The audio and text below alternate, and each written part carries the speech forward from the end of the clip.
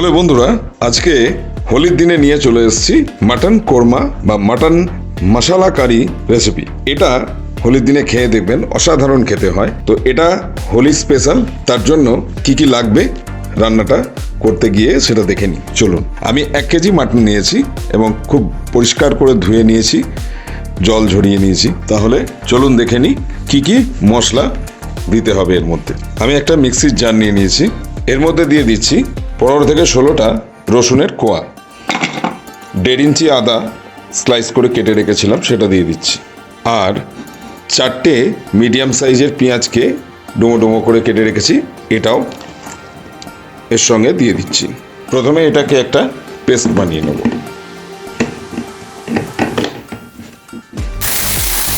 পেঁয়াজ আদা রসুনের পেস্টটা খুব সুন্দর করে তৈরি হয়ে গেছে।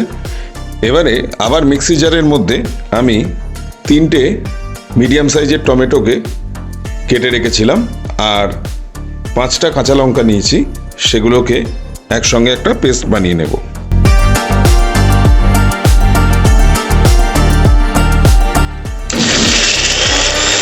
দেখুন, টমেটো আর কাঁচা লঙ্কার পেস্টটা বানিয়ে নিয়েছি। দেখুন বন্ধুরা, পুরো রান্নাটাই প্রেসার কুকারে করব। প্রথমে 4 থেকে 5 টেবিল চামচ মতো সর্ষের তেল নিয়ে নিচ্ছি। রান্নাটা সর্ষের তেলেই হবে। সর্ষের তেলটা ধোঁয়া ওড়া পর্যন্ত গরম করব। 2টো মিডিয়াম সাইজের পেঁয়াজকে আমি স্লাইস করে রেখেছিলাম, সেটাকে আমি এইভাবে হাতে করে একটু ক্রাশ করে নিলাম। আপনারাও এরকম করে নেবেন। তারপরে সর্ষের তেলটা গরম হয়ে ধোঁয়া বেরোলে তখন আমি ইন্ডাকশানটা বন্ধ করে দেবো। তেল গরম হয়ে গেছে, ধোঁয়া বেরোচ্ছে, এই অবস্থায় আমি ইন্ডাকশানটা অফ করে দিচ্ছি। সামান্য ঠান্ডা হলে তখন আমি পেঁয়াজ স্লাইসগুলো দিয়ে দেবো। দেখুন বন্ধুরা, তেলটা হালকা ঠান্ডা হয়েছে, আমি এর মধ্যে এবার পেঁয়াজের স্লাইসগুলো দিয়ে দেবো। পেঁয়াজটাকে একদম লো ফ্লেমে ভাজবো, গোল্ডেন ব্রাউন হওয়া পর্যন্ত ওয়েট করব।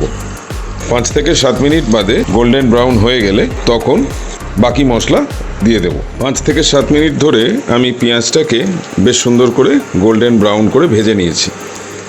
এবারে এর মধ্যে দেবো থোড়া খাড়ে মশলা। খাড়ে মশলার মধ্যে কি কি আছে?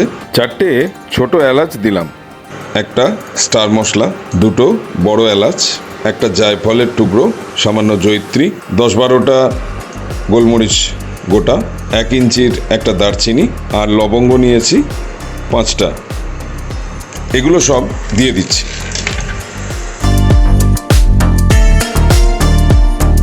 ভালো করে একটু নেড়েচেড়ে ভেজে নেব সমস্ত পেঁয়াজটার সাথে।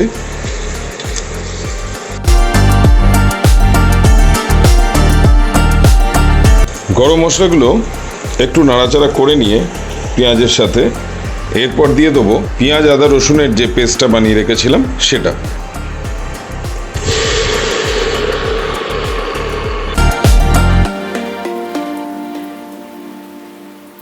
আদা রসুনের কাঁচা গন্ধটা না যাওয়া পর্যন্ত ভালো করে কষে নিতে হবে মশলাটাকে। 5 মিনিটের জন্য আমি একটি প্লেট ঢাকা দিয়ে রান্না হতে দেবো। 5 মিনিট বাদে ফিরে আসছি। দেখুন, খুব সুন্দরভাবে পেঁয়াজটা ভাজা হয়ে গেছে মশলার সাথে। এবার এর মধ্যে কালারও একটা চলে এসছে। আমি 1 কেজি মাংসটা দিয়ে দিচ্ছি।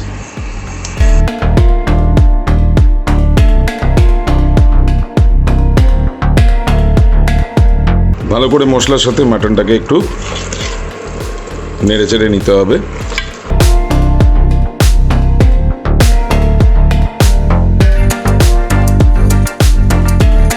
দেখুন, খুব ভালো করে নেড়ে চেড়ে দিয়েছি সমস্ত মশলার সাথে। এখন এর মধ্যে 1.5 চামচ মতো কাশ্মীরি মির্চ দিয়ে দেবো, 1/2 চামচ হলুদ গুঁড়ো দিয়ে দিচ্ছি। কালারটা খুব সুন্দর আসবে এই কাশ্মীরি মির্চ এবং হলুদের কম্বিনেশনে।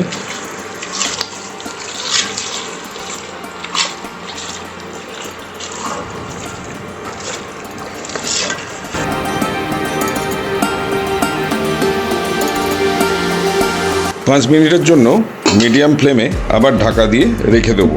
5 মিনিট বাদে ফিরে আসছি। 5 মিনিট বাদে আবার ফিরে এলাম। এবার ঢাকাটা খুলে দিচ্ছি। দেখুন মাংস থেকে বেশ ভালোভাবে জল বেরিয়েছে।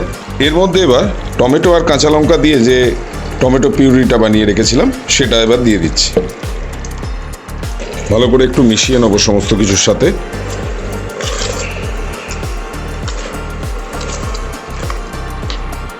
এবারে 1.5 চামচ মতো নুন দিয়ে নিচ্ছি। একটু হাই ফ্লেমে ভালো করে ফোটাবো।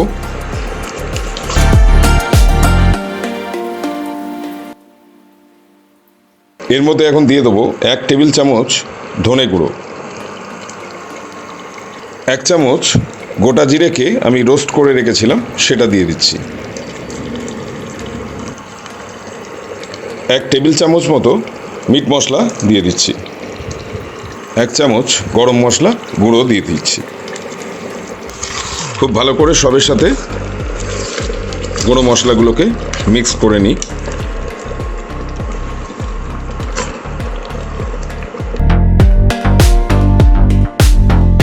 আবার আমি 5 মিনিটের জন্য ঢাকাটা দিয়ে দিচ্ছি। 5 মিনিট বাদে ফিরে আসছি। তাহলে বন্ধুরা 5 মিনিট হয়ে গেছে, আমি আবার ঢাকনাটা সরিয়ে নেব। একটু হাই হিটে ভালো করে ফুটিয়েছি।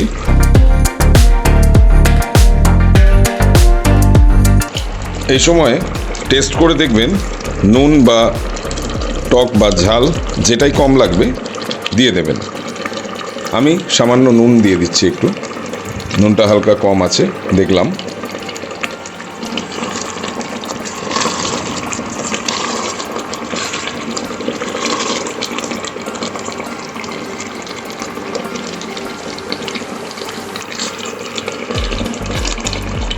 এরপরে বন্ধুরা আমি বড় কাপের 1 কাপ জল দিয়ে দিচ্ছি, গরম জল।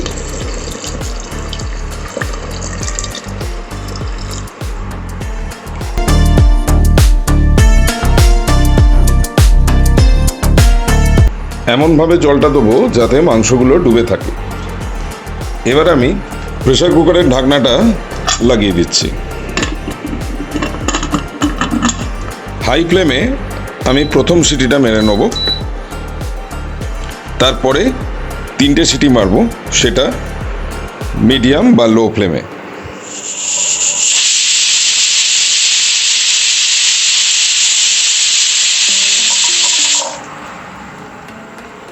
একটা হাই হিটে আমি সিটি মেরে নিলাম। এবার বাকি 3টে সিটি আমি লো হিটে মারব। 4টে সিটি মারা হয়ে গেছে। এবার আমি প্রেসার কুকারের ঢাকনাটা খুলে দিলাম। অল্প করে আমি মেথি পাতা হাতে করে ক্রাশ করে এর মধ্যে দিয়ে দেবো।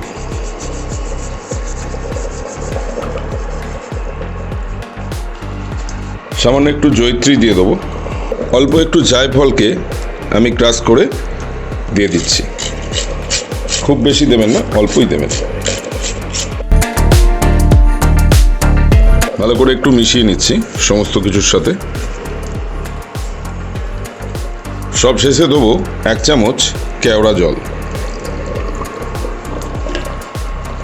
ওপর থেকে ছড়িয়ে দেবো সামান্য ধনেপাতা কুচি।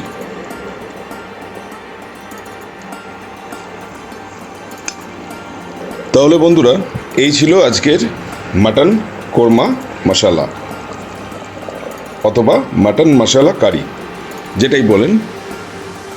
অসাধারণ খেতে হয়। হোলির দিনে তো জাস্ট জমে যাবে।